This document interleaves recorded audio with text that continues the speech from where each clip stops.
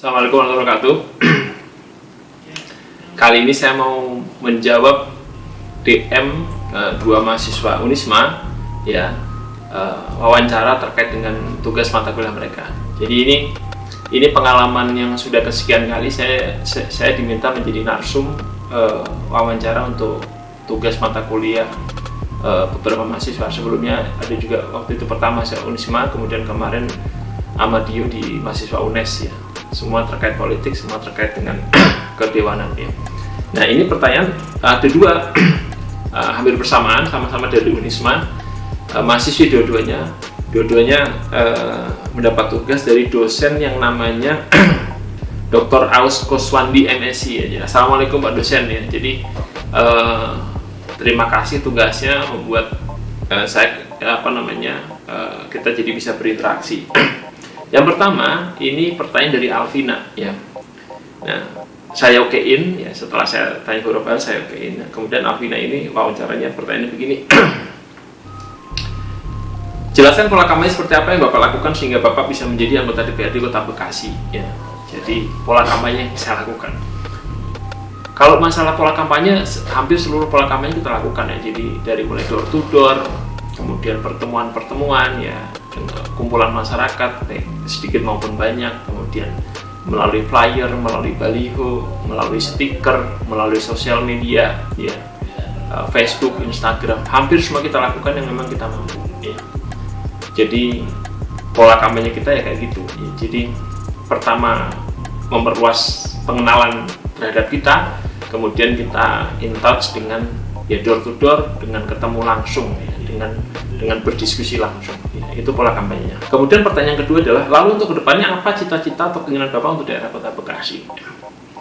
Cita-cita kita di PKS itu adalah ingin warga Kota Bekasi ini bahagia dan sejahtera, ya. Jadi dengan segala maknanya, ya. Jadi itu cita-cita kita, bagaimana warga Kota Bekasi ini bisa menjadi bahagia dan sejahtera, ya. Kemudian pertanyaan berikutnya dari Alvina, setelah diuraikan keinginan Bapak, upaya apa yang Bapak lakukan untuk mewujudkan keinginan tersebut, ya. Upaya apa yang kita lakukan untuk mewujudkan keinginan tersebut, ya. Jadi kalau bicara upaya, sebagai anggota Dewan kita ini punya 3 tugas pokok, ya. Yang pertama terkait dengan fungsi legislasi, membuat peraturan. Yang kedua terkait dengan kebijakan anggaran, ya, fungsi anggaran. Kemudian yang ketiga adalah fungsi pengawasan, ya. Jadi seluruh proses pembangunan ini harus kita awasi, kita kritisi, kita apresiasi kalau emang oke, ya. Jadi 3 tugas pokok ini. Kemudian kita sebagai Dewan, 3-tiganya ini itu dirangkum, ya, dalam, kalau menurut saya semuanya dirangkum dalam fungsi advokasi. Advokasi itu masih pembelaan, ya. Jadi advokasi agar masyarakat ini menuju bahagia dan sejahtera. Jadi seluruh aturan kita, seluruh kebijakan anggaran kita, seluruh pengawasan kita itu muaranya adalah bagaimana membuat warga ini bahagia dan sejahtera, ya. Terus yang kedua, saya juga langsung jawab ini pertanyaan dari Fani Nur Ardila, sama DM ke Instagram saya juga, untuk mata kuliah yang sama, ya, karena dosennya sama, Dr. Aus Kuswandi, ya. Nah, pertanyaan dari Fani Nur siapa tadi ini? Nur Ardila, ya. Jadi gini Pak, terkait mekanisme dari pasangan wawancara ini boleh melalui chat maupun VN voice note, karena tugasnya mengenai proses atau cara wakil rakyat tersebut menjadi wakil rakyat.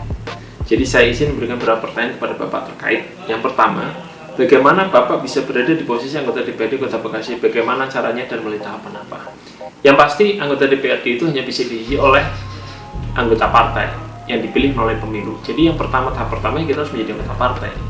Kemudian kita dicalonkan oleh pemilu, dan kemudian mendapat mandat melalui pemilu tadi, ya. Tahapannya kayak gitu. Itu untuk menjadi anggota DPRD, ya. Terus yang kedua, ini mungkin terkait, ya, dengan pertanyaan nomor 3. Apa yang akan Bapak lakukan setelah menjadi anggota DPRD? Pertanyaan ketiganya, harapan Bapak untuk rakyat setelah menjadi anggota DPRD, ya. Apa yang akan Bapak lakukan setelah menjadi anggota DPRD, ya? Ya, yang pasti kita memenuhi amanah kita. Amanah jadi anggota DPRD itu terkait dengan 3 fungsi utama: fungsi legislasi, fungsi anggaran, dan fungsi pengawasannya. Jadi pembuatan peraturan, kebijakan anggaran, dan kemudian terkait dengan pengawasan pembangunan, ya. Bagaimana kita menuntaskan amanah ini untuk sebesar-besar kebahagiaan dan kesejahteraan warga, ya. Jadi ini akan kita lakukan sebagai anggota DPRD. Ya. Ini yang menjadi visi misi dari PKS. Kemudian yang ketiga, harapan Bapak untuk rakyat setelah menjadi anggota DPRD. Tadi saya sudah sampaikan, kita ingin warga ini menjadi bahagia dan sejahtera. Itu harapan kita terhadap warga. Bagaimana caranya? Ya caranya dengan 3 fungsi utama tadi. Melalui pembuatan peraturan, melalui kebijakan anggaran, melalui pengawasan pembangunan, kita muaranya adalah bagaimana membuat warga ini bahagia dan sejahtera. Ya. Seperti yang tadi saya jawab pertanyaan Alvina ya.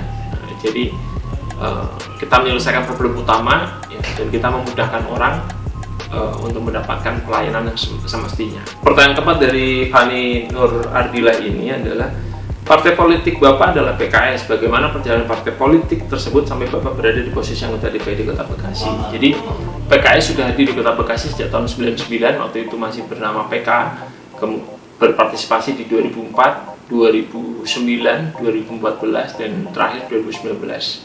Di 2019 PKS memperoleh 12 kursi DPRD dari 50 ya, menjadi partai pemenang, sehingga ketua DPRD-nya sekarang dari PKS ya. Jadi perjalanan PKS cukup panjang, mewarnai perpolitikan di Kota Bekasi ya. Bagaimana tersebut sampai Bapak berada di posisi anggota DPRD ya. Jadi tadi di 2019 alhamdulillah PKS dipercaya memperoleh sampai 12 kursi ya. Dari 6 dapil daerah pemilihan Kota Bekasi yang ada 6, masing-masing PKS mendapatkan 2 kursi ya. Itu hasil dari pemilu di 2019 ya.